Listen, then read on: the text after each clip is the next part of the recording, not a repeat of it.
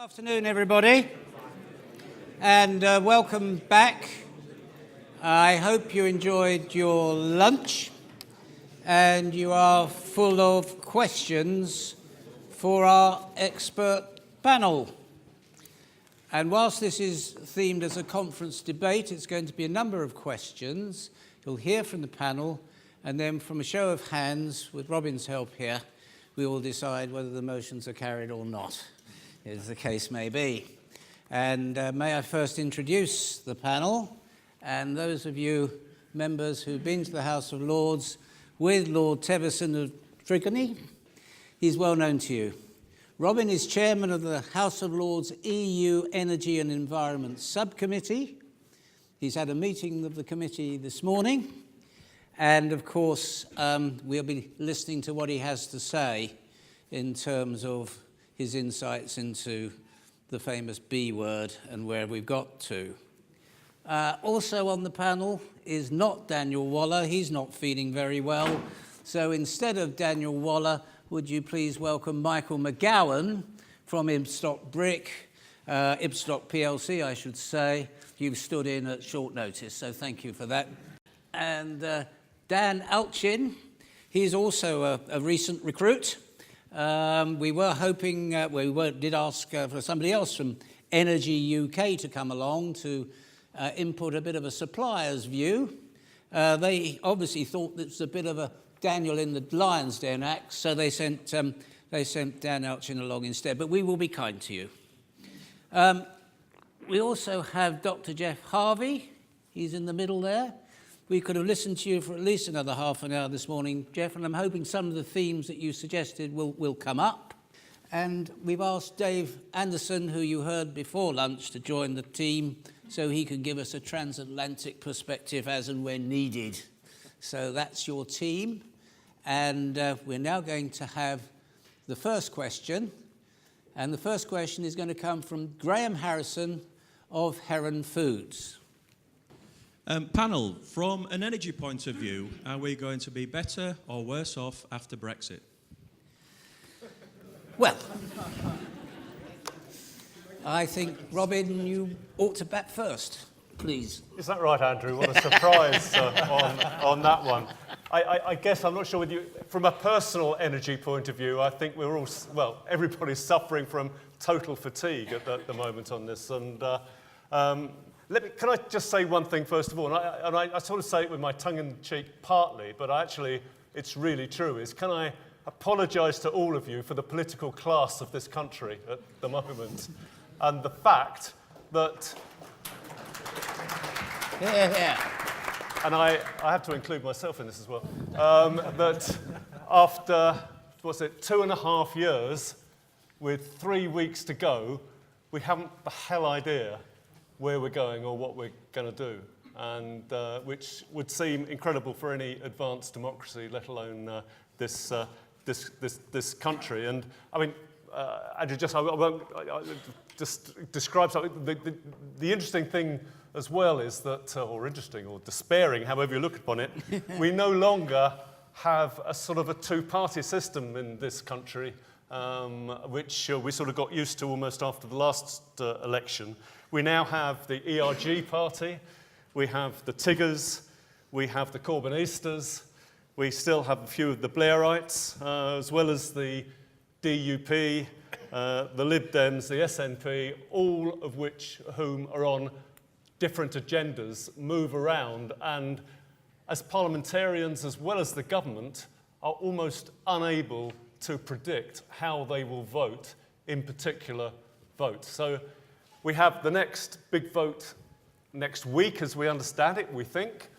And I don't know how that's going to turn out. All parliamentarians get asked this question, well, what's actually going to really happen, Robin? And we look at disbelief and say, well, you tell us, because we're just the pawns in this game. I mean, it is primarily now the House of Commons, rightly as the elected chamber and not the House of Lords when we get to legislation. And the amount of legislation, statutory instruments that affect this industry directly, we've gone through a number of those, but there's tens of those still to go through to actually make sure we have a statute book that works after Brexit. So some background there. If you ask me how I think it will turn out, I've always thought at the end of the day we would get a deal, and that in the end of the day that deal would probably go through. I give that probably something like a 30% chance, but all the other ones even less than that. So at the end of the day, where I stand politically, then usually the Conservative Party somehow finds a way to come together actually to deliver something that a Conservative Prime Minister wants. And although she doesn't have a majority, with a little bit of help of some of the Labour levers, then I suspect that might be the way. But I'm not going to put my money on it, Andrew. In terms of whether we will be better or worse off,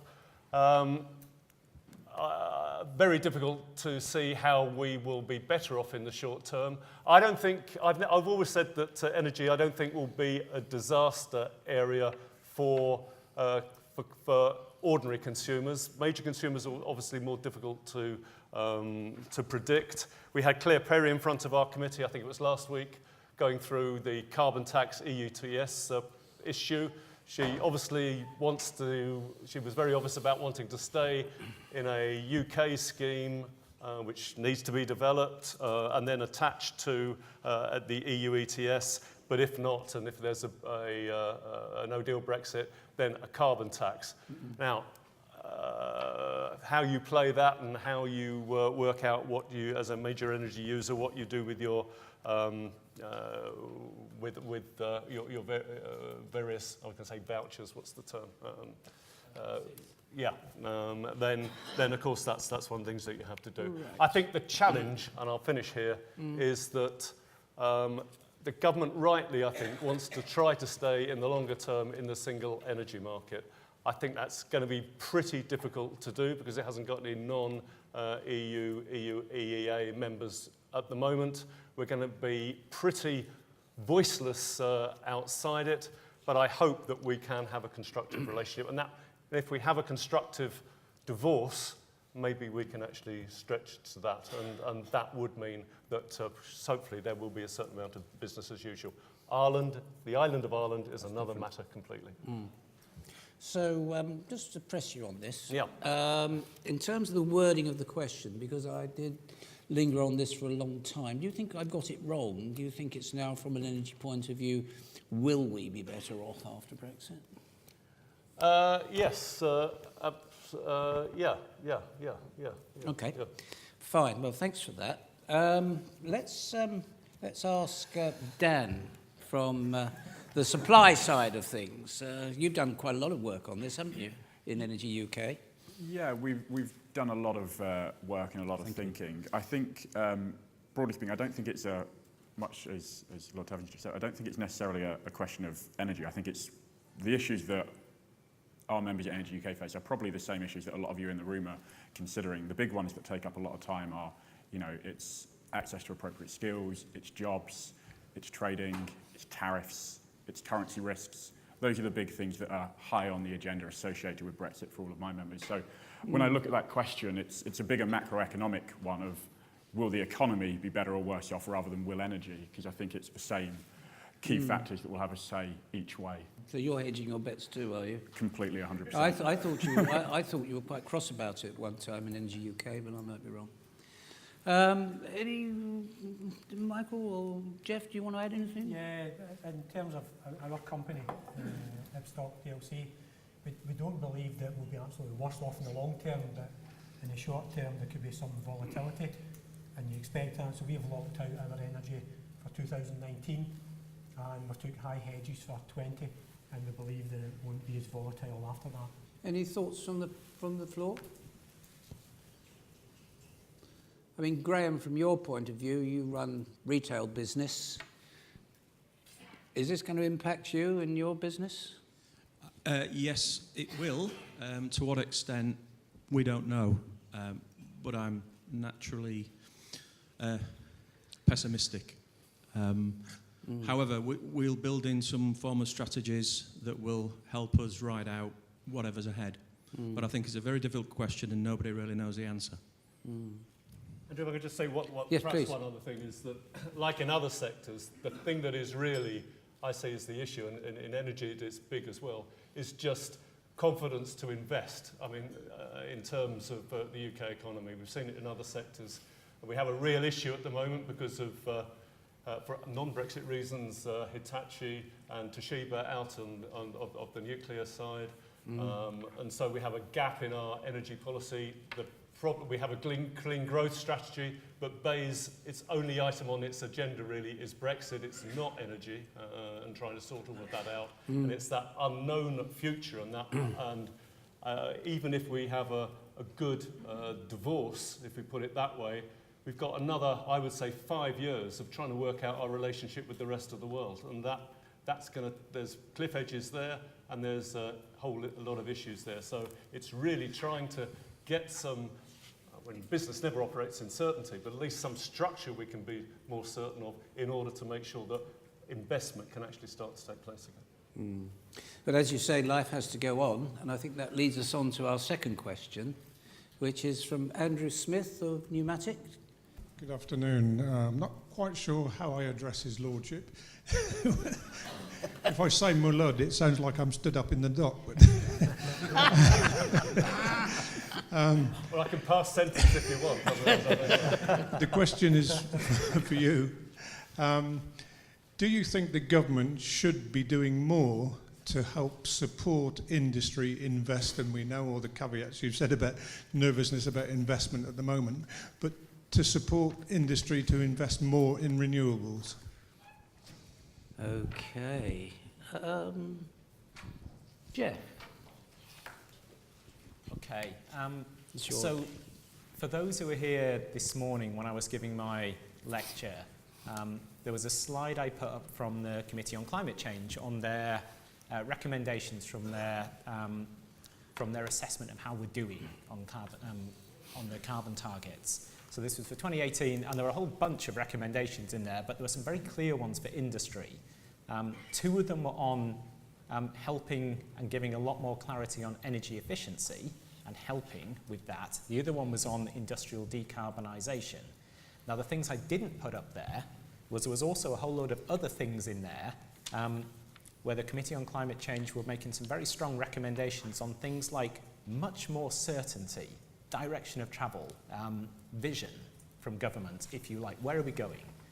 There was quite a lot on optionality.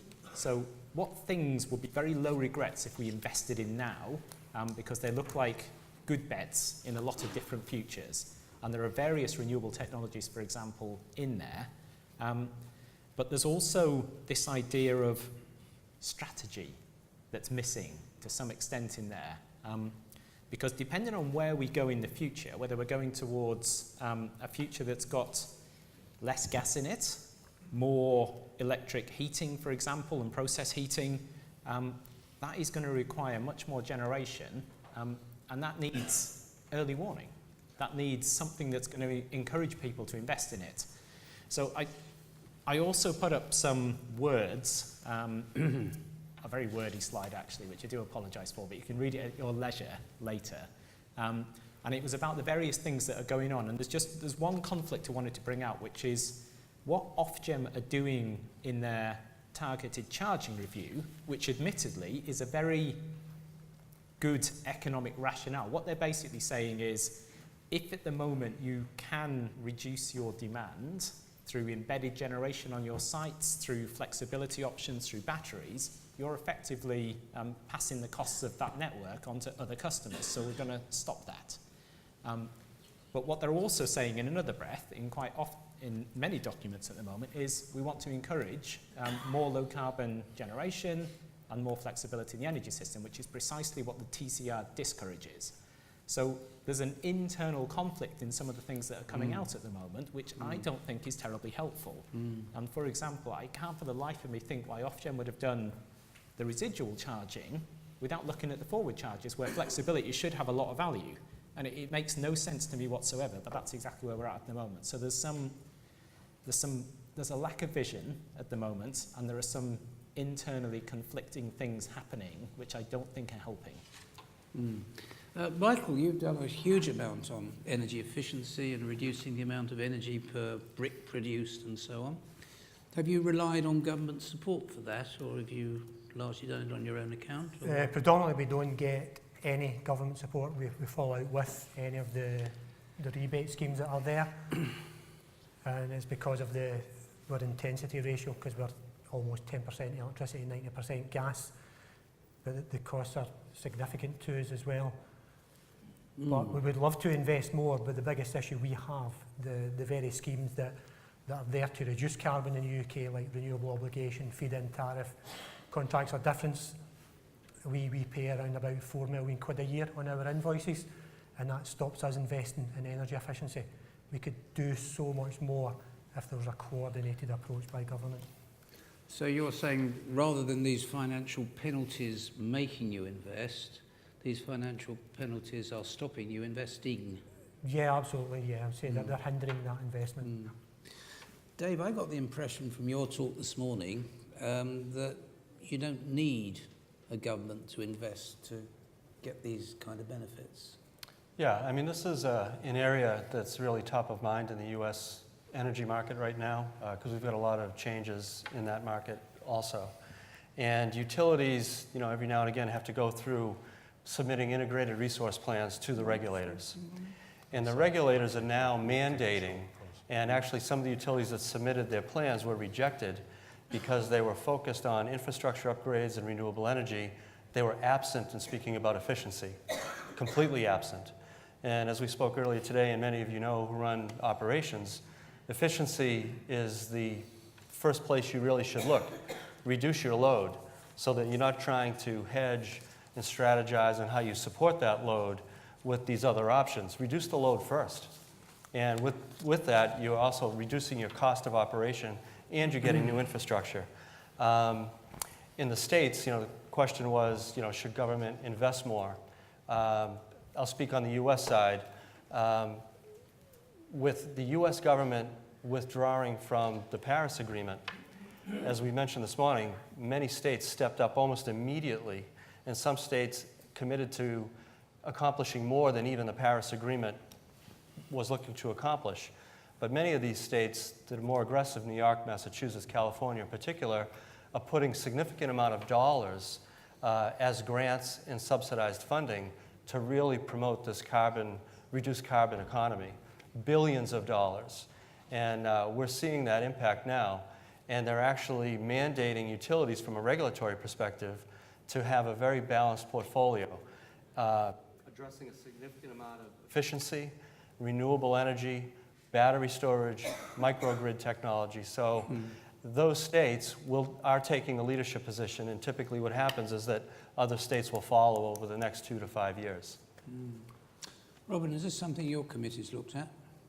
Well, I mean, the main thing that comes out is that the fact that we're not going to meet our 4th and 5th carbon budgets. That's what the Climate Change Committee has said. It's absolutely clear that that's going to be the case unless we actually make some major changes, and business has to be a part of that. But again, I'm not someone that says you should throw money at subsidy to try to do it. But what we could do comes back to continuity of policy, I think. We had a statutory instrument which we looked at in Parliament yesterday evening, which was around stopping, very small beer in comparison with the audience here, but stopping a feed-in tariff at the end of this month. But there's a gap between the export tariff sort of stopping then and the new policy. And of course, what happens in the end, that industry can't afford to survive in between policy decisions. And I just can't see how governments, and the coalition government wasn't that good at this either. It doesn't understand that businesses can't keep resource, can't keep on trading necessarily if they've got no income. So I think continuity is important. The great thing about this, what's been said so far is, though, that everybody more or less has mentioned energy efficiency first. Still in Parliament, people get fixated on generating technologies. And it's this whole area of energy efficiency, which as major energy users, you understand, is a message that you need to get out to government, because that's a key area. Germany does it well in terms of its KfW bank. I can't understand any reason why we shouldn't be able to do something like that ourselves. Okay. And would that be a programme that you would be interested in at Energy UK? Yeah, I think very much so. I just wanted to pick up on Jeff's point. The Clean Growth Strategy last year set out some fairly reasonable ambitions that the government has. I think the problem is that calling it a strategy is a misnomer, in that the proposals they put forward, the tactics or whatever you want to say, that are in place to meet those targets are just woefully inadequate. There needs to be greater direction, and there needs to be greater, whether it's policy support or whether it's incentives or whether it's regulations, a framework is needed to get to those goals, and that's something the government hasn't set out. Can I give you an example, Andrew, as well? Yep. Because last year as a business we invested £55 million in a state-of-the-art factory in Leicester, and it was the most energy efficient of its kind in the world at the time when it was built, and it still has to comply with all the same schemes as the most inefficient plants that we've got in the UK. There's no incentive there at all. Andrew, having heard all that, do you have any further comment on the question? Yeah, the whole thing for industry is that we seem to be having a moving platform all the time that we're trying to make decisions on, and not forget the Brexit thing. Energy policy has been so inconsistent, so changeable. I'm looking at the moment at PV. For the third time. We did the first lot 6 years ago, second lot 2 years ago. Now it looks like it's still viable, not such a good payback without any feed-in tariff. So not too concerned about things like that. But Okay. I looked at batteries a year or so back and gave up because it was such a moving landscape all the time on the various schemes. You couldn't possibly make out a decent case for it. And it is this lack of I don't know, vision or lack of consistency that is so frustrating.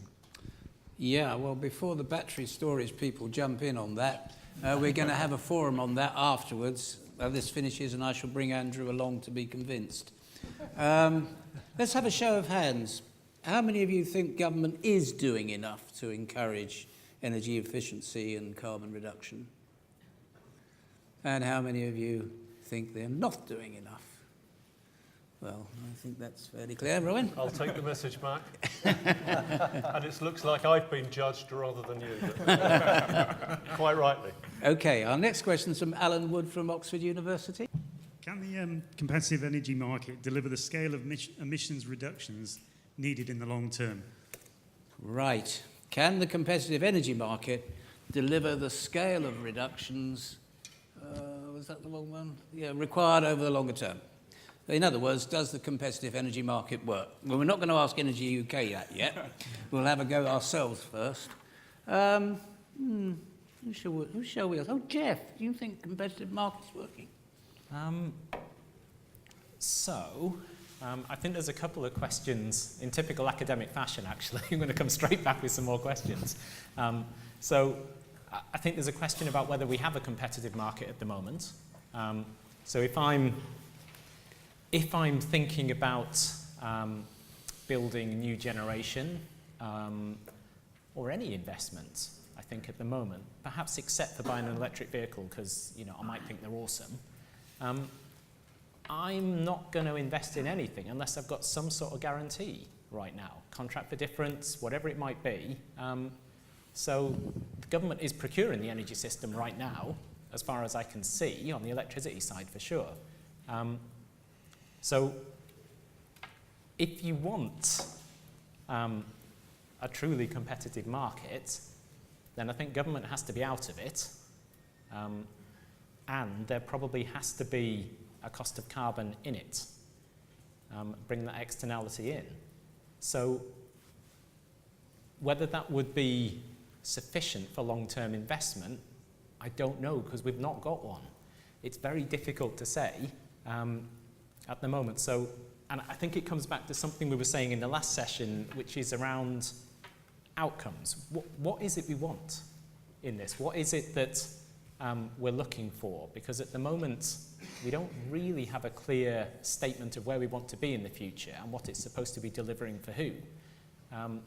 We know we're going to have to pay quite a lot of money for decarbonisation of the whole electricity and gas and kind of like transport system. But to what end? So are we doing it so it's going to be better? than today's. There's going to be more utility for those involved in it. Are we doing it because it's going to be cheaper?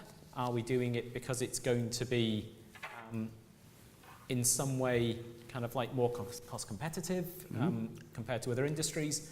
These things aren't resolved. And I don't think you can therefore create any sort of market structure until you figure out what it is you want it to deliver for you. So there you go, absolutely no help there whatsoever. I'll put that down as a don't know, shall I? Don't know. No, right, yeah. Michael, is it, do you think, looking back over the years since we privatised this market, it's been a benefit, and that benefit will take us through where we need to go? I think that there was a period there where it was quite good, but more recently, I think it's a bit of a broken market. And I think what's not happening is that there isn't anyone doing the helicopter view, looking at what is the current state and how should the future state be. Right. I think that's the key thing that we're lacking, is that big picture approach to it. Do you go in helicopters, Dan? Not very often, No. no.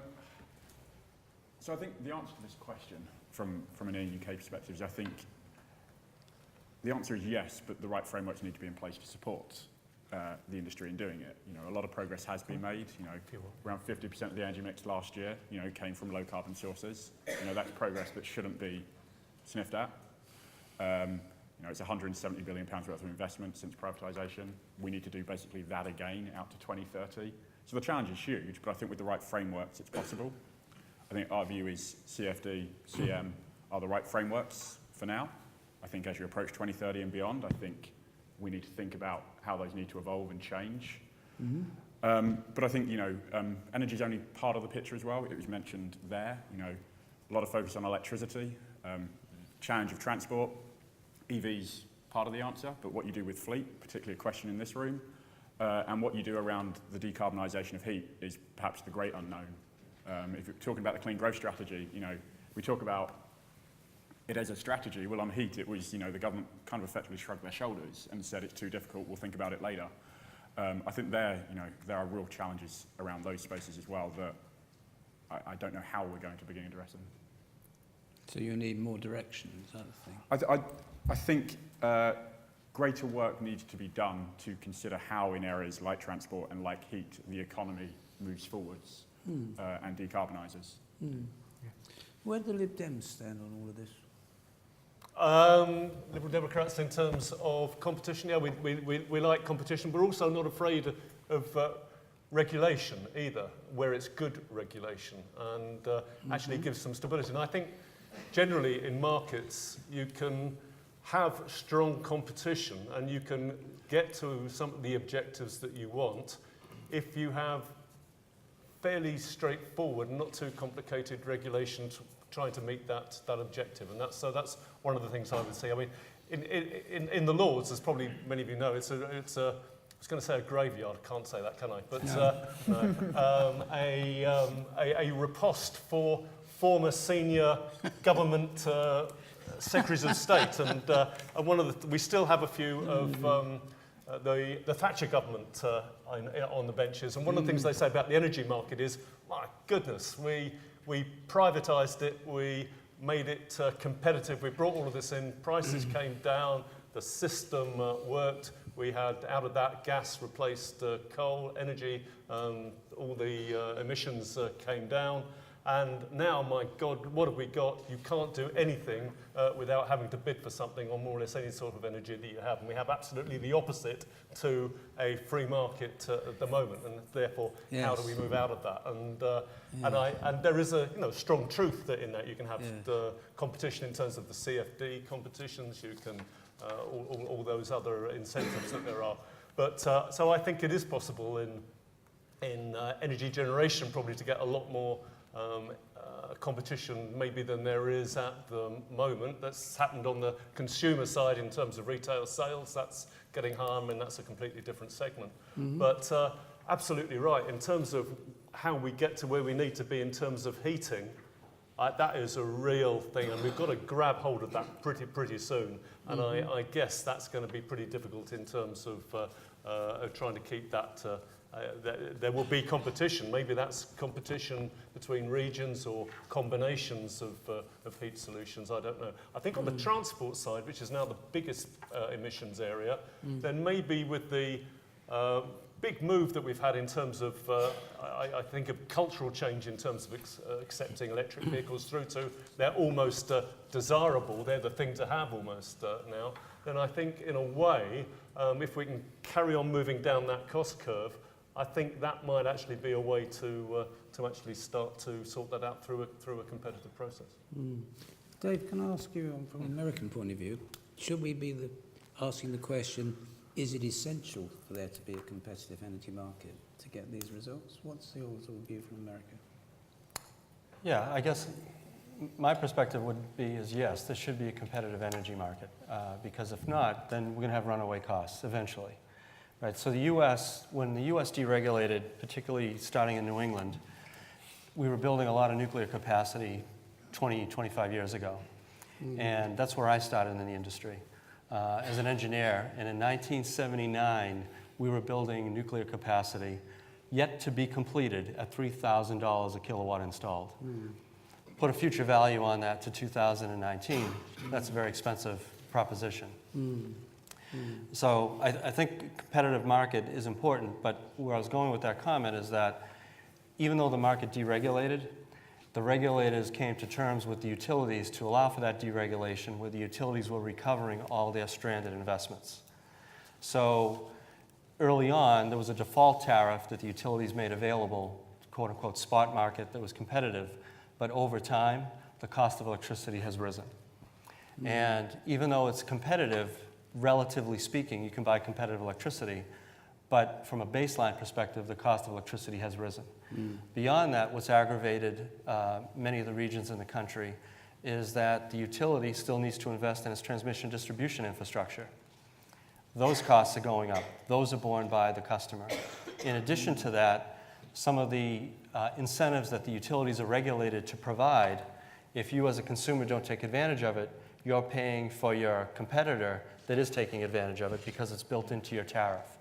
So on a net basis, there are so many different areas of these system charges. Over the years, they're all going up. So even though, quote unquote, the commodity aspect is competitive, and maybe you can buy better, and you should do that because that's available to you, and that's available to you here, that's part of your risk strategy. But there are embedded costs that you really don't have any control over, and those are going up over time. Was that before 3 Mile Island or after it? That was after 3 Mile Island. Okay. Alan, you've heard what you've heard. Do you have any thoughts? Only that I agree with the panel members that we don't have a competitive energy market in the UK. We have a fixed competitive energy market. When over 50% of the energy cost is non-commodity cost, you can't call it competitive. And the other point I wanted to raise is this question was about reducing carbon emissions. Why don't we focus on carbon emissions rather than energy? Back in, those of us who were in the ETS at the beginning, back in 2005, remembered that the long-term plan was that we'd all have our own carbon cards and we'd all be responsible for our own carbon emissions. That seems to have disappeared, but surely isn't that a way of getting us all responsible for our own carbon emissions? And that would focus then on investment in low-carbon generation. You'd like that, wouldn't you? Yeah, let's go for that. Yeah, I think so. Right, let's have a show of hands. Can the competitive energy market deliver the scale of emission reductions required over the longer term? Who thinks the competitive market can deliver? And how many have we got lurking here that want to renationalise it? No one's owning up. They all want to come to they all want to come to dinner tonight. Okay. Next question is coming from down the front here. I think I've seen Salvador around here somewhere. Here he is. Salvador Atka from Imperial College. Thank you. You're doing some work with us on breaking down electricity costs in some detail with your dynamic model. Yes. And you were indeed kind enough to introduce me to Jeff. This is why Jeff is here today. Yes. What's your question? Sure. The question is, what are the greatest uncertainties for future electricity prices, and what can we do to mitigate these risks? Right. Well, now, it's got to be Let's start with you at the end, yes, shall we? Yeah, no Yeah. problem. The greatest uncertainty for us as a business is non-commodity costs. There's just no control over it. Commodity costs, they're fine that they haven't been dramatic over the last 10, 15 years. But our biggest concern is non-commodity costs. They're doing more damage than anything else. I think if you take us as a business, if we wanted to electrify our kiln processes that we've got, you couldn't do it. A unit of electricity is 5.5 times more expensive than a unit of gas. And we looked at that as part of the ceramic roadmap that we have in partnership with the government, and that was kicked out immediately because of non-commodity costs. And they're difficult to predict. Absolutely. And then you've got schemes that have got And there's- reconciliations that impact later on. And there's no reason why they couldn't be predicted. Yeah. Absolutely. More certainty. You can have 5-year horizons. Are you concerned at Energy UK, Dan, about these ever-increasing pass-through charges? Yeah, I think we almost are with Sarah about almost certainly are concerned about the level of policy costs on bills. I think there are inevitably trade-offs. You know, I have to sit with both a domestic and a non-domestic hat on, and how you choose to apply those costs to both those pots have positive and negatives on both fronts, and there are very real decisions that governments have to weigh up when they look at how policy costs are passed through. You know, there are always going to be winners and losers. It's where you want those impacts to hit, and those are difficult decisions. Just in terms of uncertainty, I think it was touched on earlier. Immediately front of mind for me, the two big things that jump out are carbon pricing. You know, in terms of how you mitigate it, let's get some certainty around where we're going at the end of next month. And then from talking things that are front of mind for me at the moment, capacity market and where we currently are with the capacity market is a huge uncertainty. The government's decision last week provides a little bit of clarity, but the idea of a voluntary collection of a supplier charge, I think is interesting. So those are the two things that immediately jump to mind. In addition to the, you know, how do you fund the transition to a decarbonised economy over the longer term, which is just going to cost. When you hear government talking about revenue neutral, then you know it's not about carbon reduction in the UK, it's about generating revenue for HMRC. Dan, do you think this uncertainty is holding back your members investing?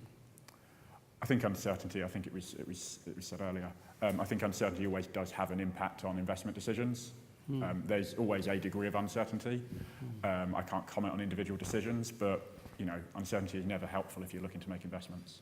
And Jeff, I think you highlighted in your presentation earlier, there's sort of conundrum that, you know, some part of policy seems to be going in one direction and another part is going in another direction. In other words, this business of managing the peak demand, and here we have the National Grid network charges looking as though that's going in completely the reverse direction. Yes, and I think, I mean, if you kind of summarise some of the things we've been talking about on this panel and that have come out in some of the questions, really the things we're uncertain about, actually we're uncertain about everything, but the things we're quite uncertain about on electricity are things like future demand, how many electric vehicles, how much electric heat, what generation mix is going to be satisfying that demand, energy demand more generally, how much energy efficiency will be baked into the system, therefore how big a system do you need to build, what the cost of carbon is going to be. All of those things are relatively uncertain and they all impact upon some of those non-commodity costs like the cost of networks, etc. And if there are incentive schemes anywhere left at the end of this entire process, then it will also be baking those in as well. In terms of how does some of the current decisions on the table start to affect that? So before the TCR, on the company I sit on the board of, we thought there was a pretty good investment case for a good connection on a solar PV and battery combination, perhaps up to 5 megawatts, something like that. And you could get probably a 6 to 8% return on investments, subsidy free. With TCR, we haven't got a clue. I really don't at the moment. We think it puts back that business case by 3 to 5 years, but we're not quite sure because it's potentially a double whammy on business rates as well. So it's just thrown a whole load of uncertainty up in the air. There's a load of projects that are just brilliant. They've got everything right about them. They just don't know how much money they're going to make anymore. So it's that kind of thing that it just adds to this general air of uncertainty, I think. And again, it comes back to the points we were making earlier. It's what are we trying to achieve? If we want to build the smallest energy system with the lowest costs in the future, then it needs to be flexible. It needs to be efficient. I think it has to be low carbon if we're going to meet carbon goals. Yes. You know, those things all become quite simple when you're starting to think about what that looks like.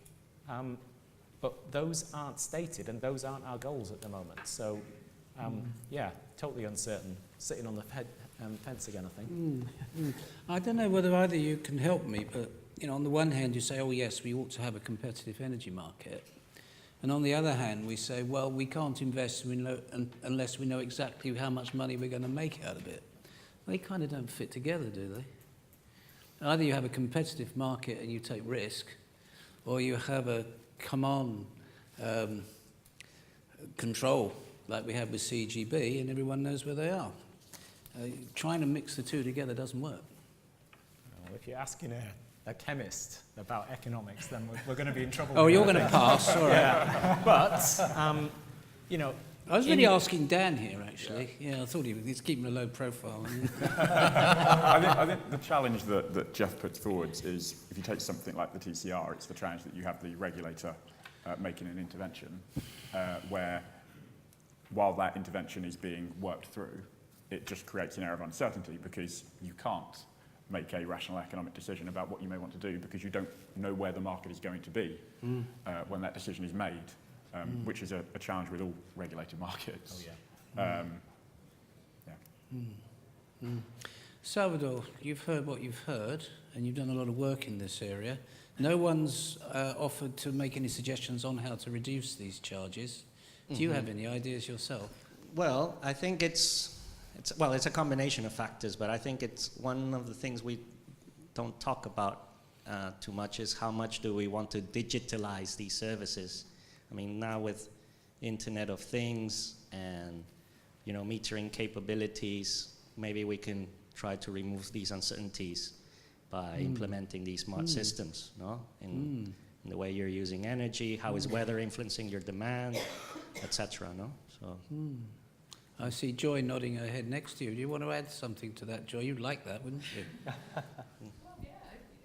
Sorry. Ultimately, there's merits in embracing the next level of technology to actually bring it forward to where it needs to be. You know, you're working with systems and processes that have catered for what we've done for many, many years. Actually, why should we sit still? Why shouldn't we move forward with the times? And actually, we know, you know, it's perhaps not capable of doing what it needs to do now. How on earth do you expect it to cope with for the future without actually bringing more technology into it? Omar, are you up for a comment? Because you kind of led the charge on this, haven't you? Can you put a time scale on when you think all of our conversations today will have become redundant? I mean, as we know, the MEUC events will go on for eternity. That goes without saying. Would you just introduce yourself, by the way? It's Omar Rahim from Energy Mind. So we're sort of involved in digitizing energy, as we say. We're sort of moving everything onto an AI-based platform and ultimately looking to replace a lot of humans with AI. We do think it depends on how far you want me to go. I'd say not too far.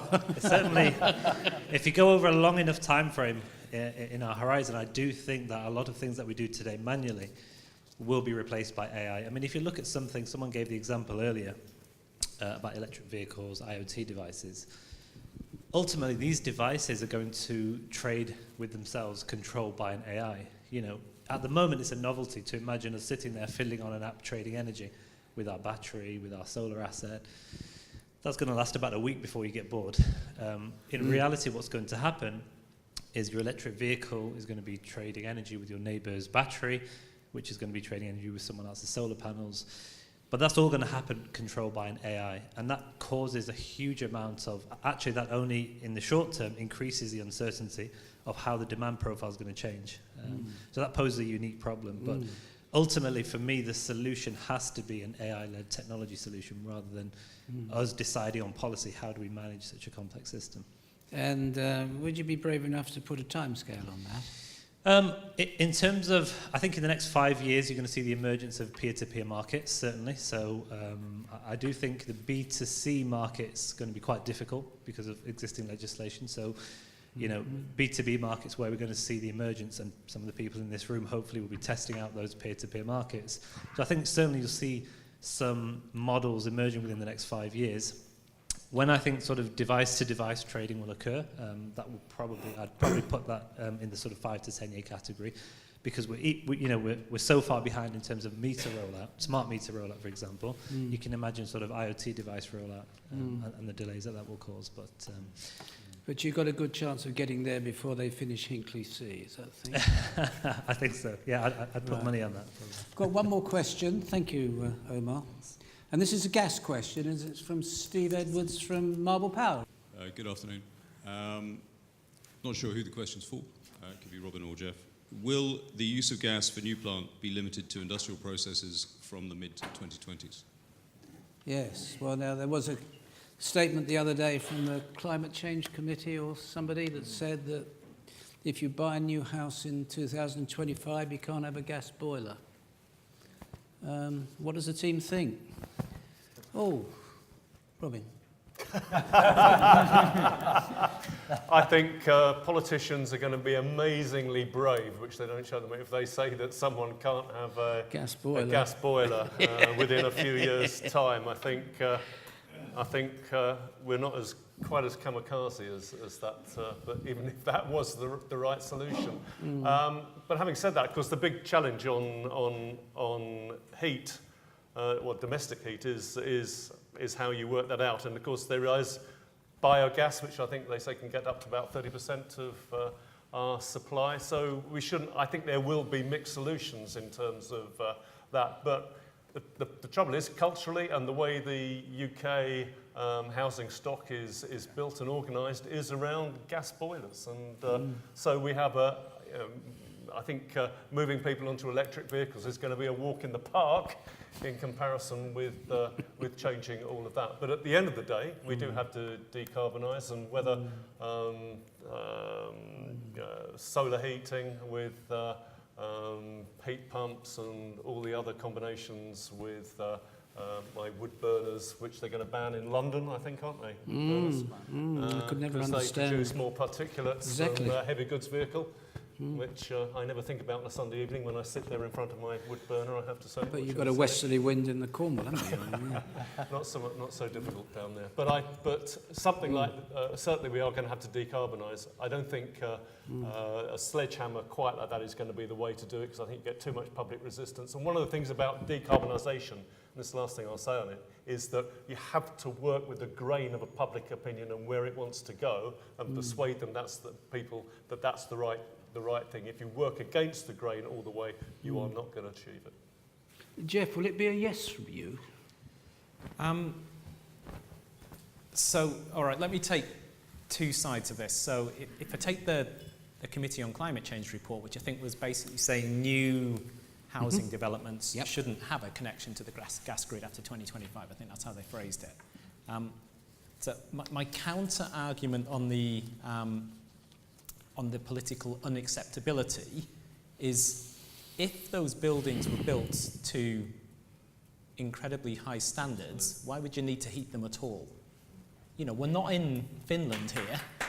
So there is a question of enforcing the standards we have today, because we know that a lot of houses are being built to standards, but they're really not performing, and people are paying hundreds of pounds a year extra compared to what the label should have been. Exactly. But B, if we're going to be ambitious on this and help eliminate fuel poverty and do lots of other good things, then buildings should basically not really need any energy at all for heating. On the wider question about gas, is it just going to be for industrial processes? That is massively uncertain. So most of the models, so if I take, for example, the modelling behind the Smart Systems and Flexibility Plan, which government is basing a lot of its future savings of being smart on, in those scenarios, there is gas generation operating out to 2050. The difference being that year on year it operates less. It's still there in those models. I've no idea how it's being paid for, but it's still there. So these models are saying that there is a future for gas in that because it provides that flexibility as long as you don't burn it much. But of course, if you operate one of those gas plants, you might want to wonder where your income stream is coming from on that in order to incentivize you to do it in the first place. And then the other question is which gas? So we heard about biogas, and I think you have to convert quite a lot of waste to get up to 30%, and that's not all renewable. But also hydrogen is having a renaissance at the moment. There's big projects in Leeds.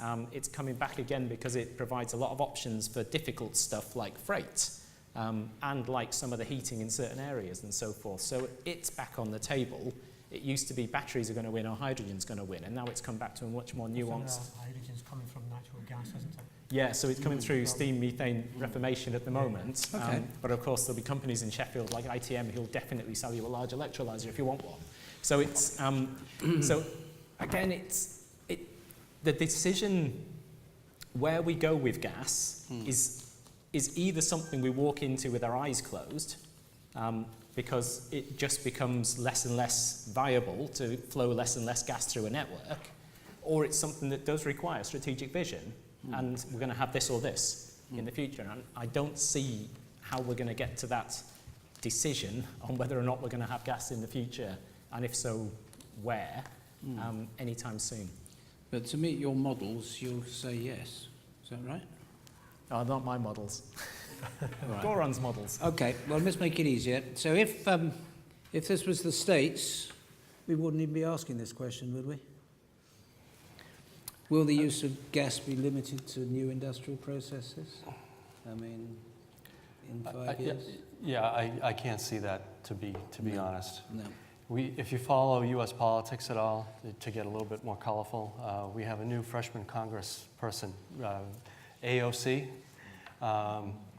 In the next 12 years, she's proposing that all fossil fuel through the United States is eliminated. I mean, it's obviously a very ambitious scheme, but what's the practicality of that? So similarly, we've got house stock here, and we have similar in the U.S. where it's still either oil-based, although a lot of oil-based furnaces have been either converted or changed to natural gas. We still have a tremendous amount of natural gas in the residential communities there. So, on an aspirational level, it's great. On a practical level, it'd be very difficult. You'd send it to us instead.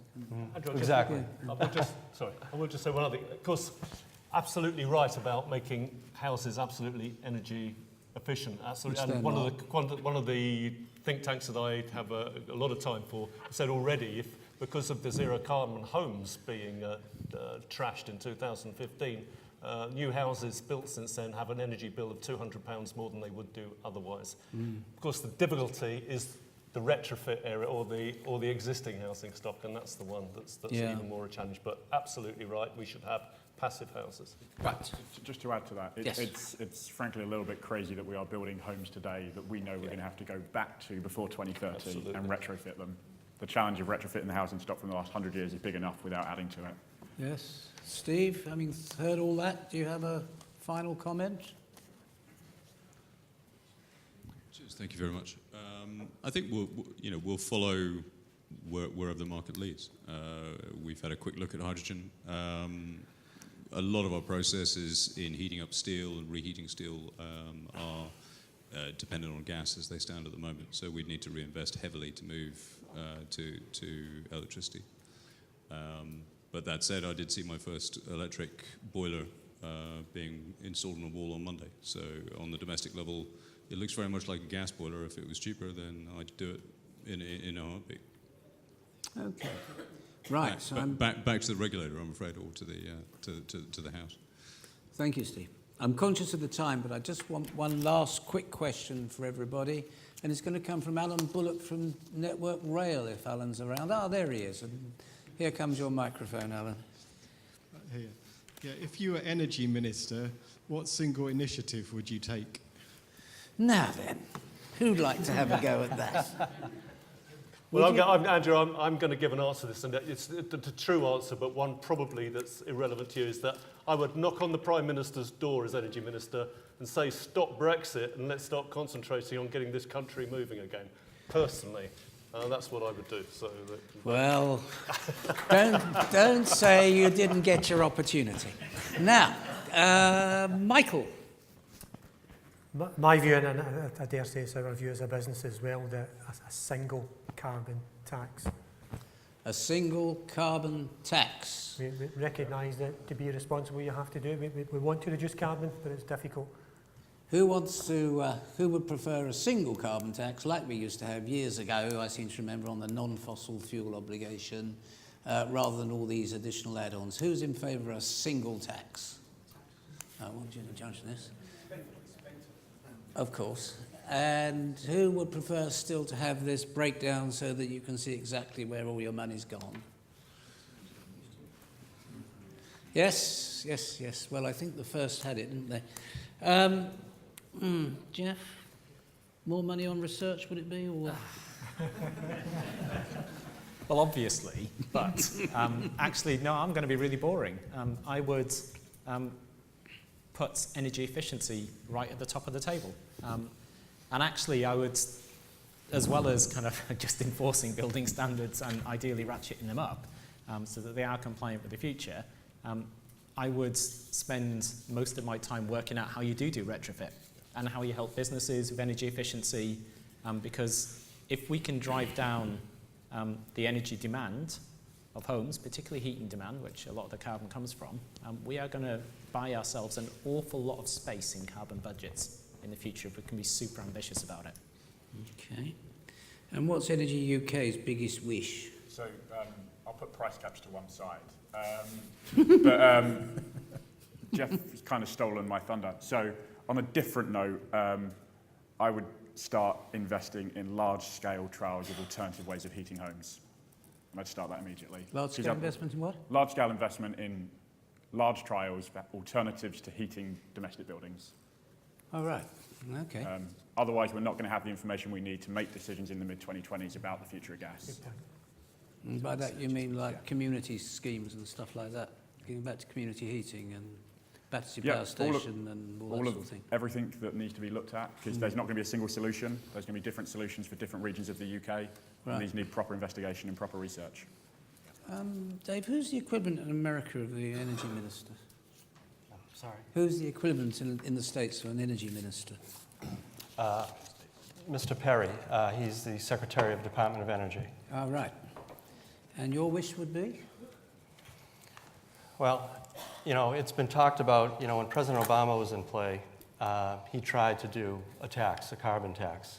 And obviously, it didn't pass, and it wouldn't pass today. You know, like the UK, being in a democratic institution, there's give and take on both sides, and it's very difficult to have anything like that pass. What will be interesting to see kind of as a test case, New York City, I think I referenced it earlier for those of you who were here this morning, the mayor of New York City has a bill that he's putting forward to provide, he's not calling it a tax, essentially a fee or a penalty that's an equivalent to be a tax for real estate developers, which is one of the most congested and areas in the US for square footage. If they don't reduce their baseline year over year by a certain percentage, they have to pay a fee.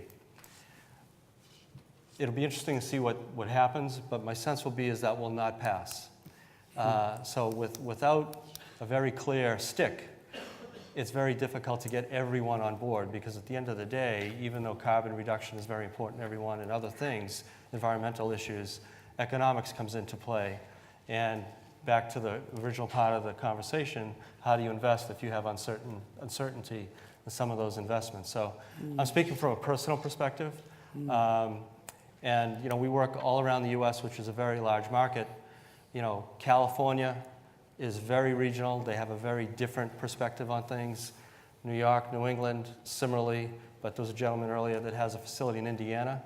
That's a different, they have a different viewpoint. So I think to, you know, have a tax even considered, which there was talk about, it was never put in front of Congress, it would be very difficult for the US to pass, I think. Thank you. Alan, do you have any thoughts on that? Could I proffer maybe you'd like to fully electrify the network? Would that be a good idea? Be good down in Devon, wouldn't it? Alan's from Network Rail.